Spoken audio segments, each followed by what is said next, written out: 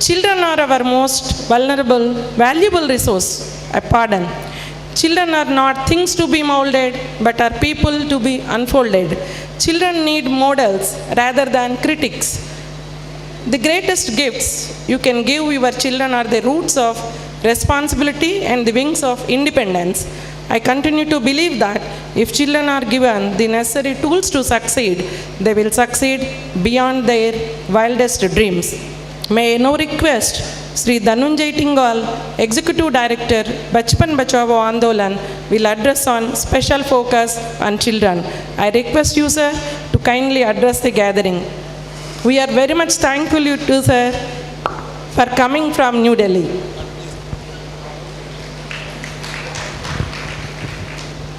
Good afternoon, Honorable Justice Bagchi, Honorable Justice Ramanna, dignitaries on the dais, friends and people who have come from the far-off villages. Thank you for, I would like to thank the District Administration and DLSA for inviting us to this August gathering and talking about the issue of children. As the ma'am just now said, the children are the most valuable asset of our society. They are the most vulnerable also. They are both valuable as well as vulnerable. So we need to protect them from vulnerability and make them our future. I will talk about an incident which happened about couple of years back. We got a complaint call from a resident in Delhi telling us about a girl who was crying in a terrace. He has seen the girl on the terrace crying, hiding, and informed us about her plight. So we went there. When we went there, we found the house locked and we called for the name, but we didn't see anybody coming out. Then we contacted the person who has called us. We asked him, he said that she was on the terrace. So when we were talking about it, he said the way to the terrace is also, the houses were close, very close by, the just adjacent. He said you can go from the neighboring terrace house. So we climbed the wall on the terrace, we went to the house. We were looking into it, we were not able to find her anywhere. Then we saw a sack which was full of cotton lying there, and when we were looking at it, we found the girl hiding behind that. Her clothes were in tatter. She was cowering with fear, and she was afraid to see us also, who we are. For 5 minutes we talked to her, and when we found out, we counseled her. Then we took her down. The neighbors told us that the house belongs to some very rich and powerful person. We went from there directly to the police station to file an FIR. We had some lawyers with us, so when we were talking about it, we found that the person sitting at the counter at the desk he said that he will have to wait for the inspector to come to file an FIR. We kept on waiting. Then we started slightly arguing, getting angry. So we talked to the inspector. Inspector said he's coming to the police station and then he will talk. He came to the police station. He saw the condition of the girl. We told him about everything. He said that, look, I'm getting calls not to do anything in this case. Maximum thing I can allow you is half an hour time. Whatever action you can take, you take. I'm leaving.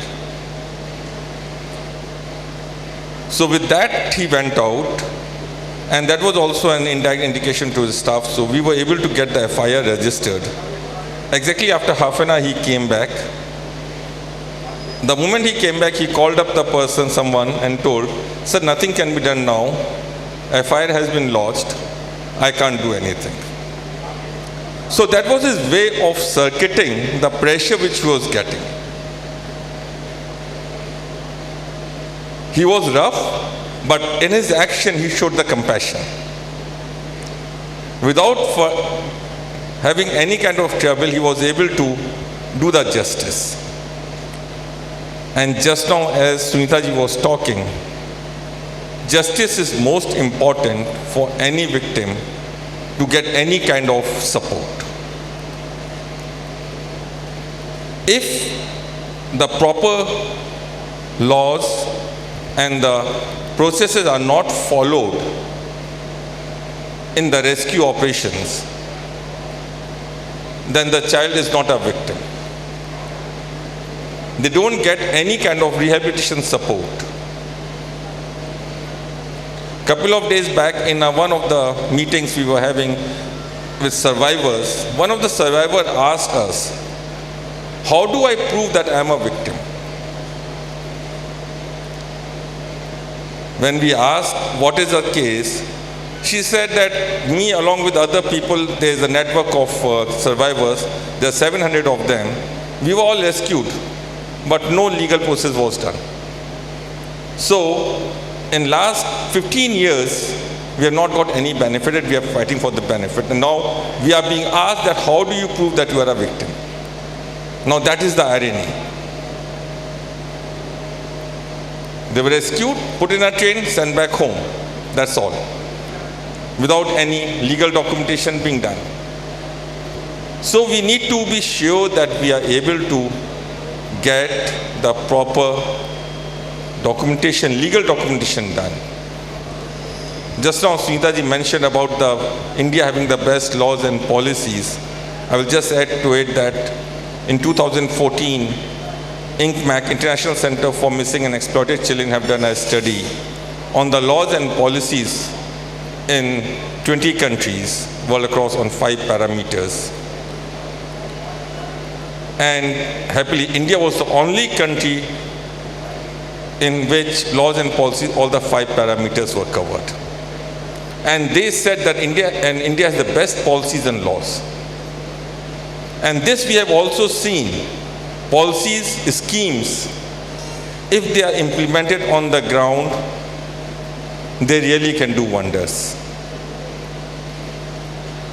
But the implementation is poor. That was also part of the report which said that implementation is very poor. There may be various reasons for the implementation. Lack of knowledge of the people who are supposed to use it, lack of knowledge for the last person who is supposed to deliver. There may be various reasons. But for removing those reasons, we need to come together. As all the stakeholders who are working on the issue of child rights, we need to come together instead of pointing fingers at each other. We need to join hands to ensure that the victim, the child, gets the rights which they deserve. When a child gets the rights, his whole family also gets it. We are working in 500 villages across India, more than 500 villages, and that is a program which is called Bal Mit Gram. The whole role which we are doing is not anything else but just to empower the community and the children by giving them information about the welfare schemes and their rights, what they are supposed to have. And sir, in those 500 villages, I can confidently say that not a single child has been trafficked from there. There is no incidents of child exploitation of any sort or child abuse has happened.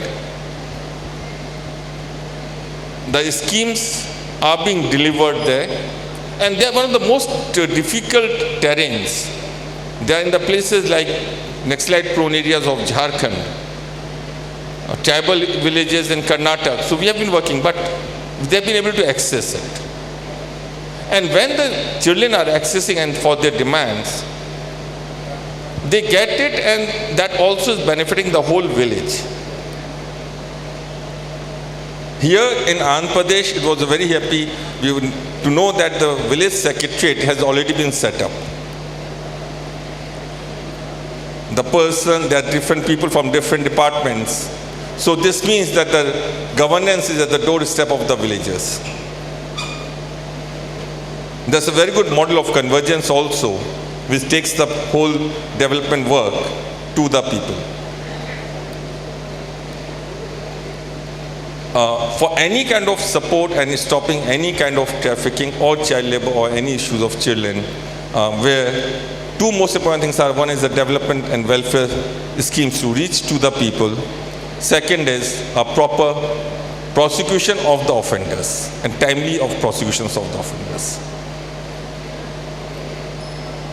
In July this year, Ministry of Home Affairs for the first time came up with a guideline to prevent trafficking. And for the first time, they talked of bringing convergence of different departments to prevent trafficking.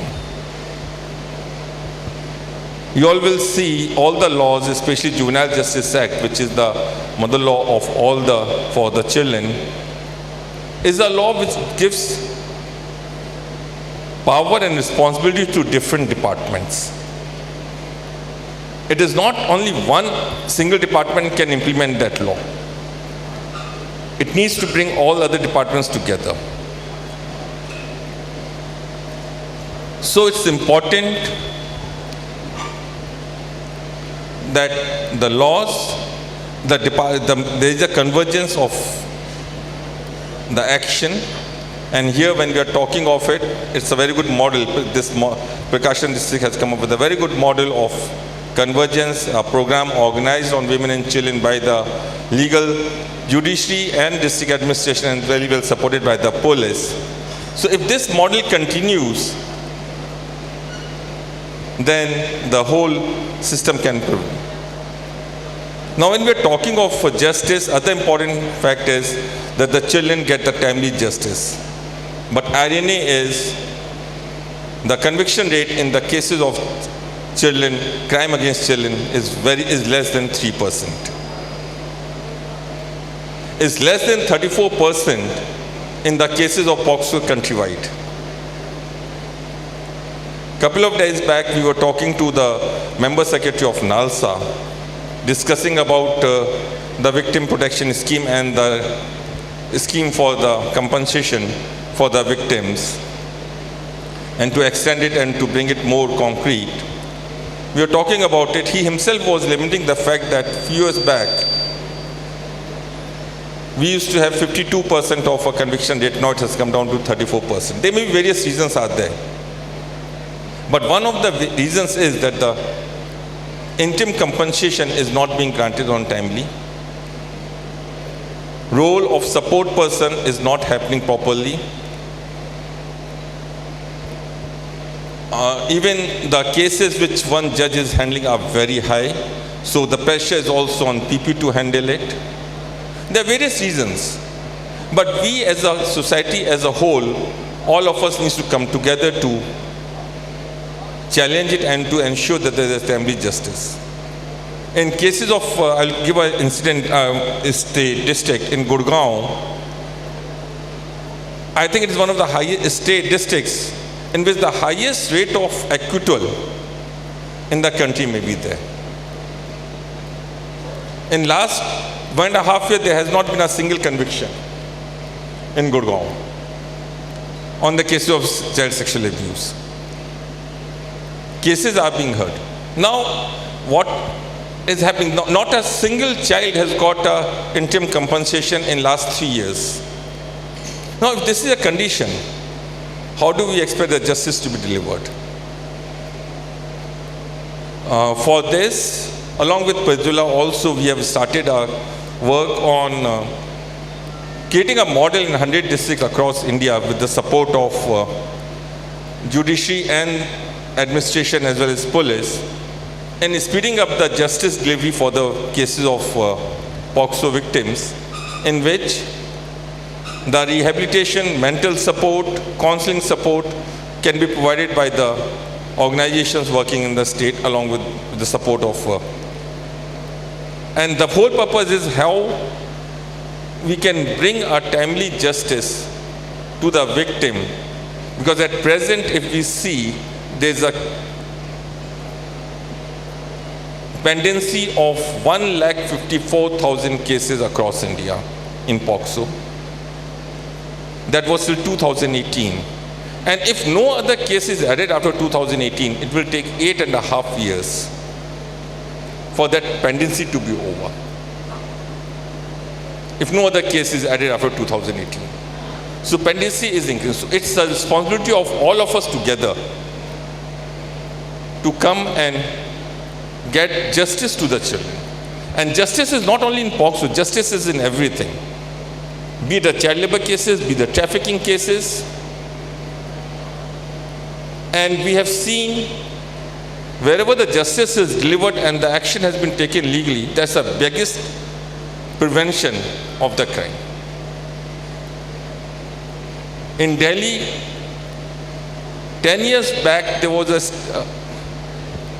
we had a figure of around 50 lakh children who were supposed to be working in Delhi.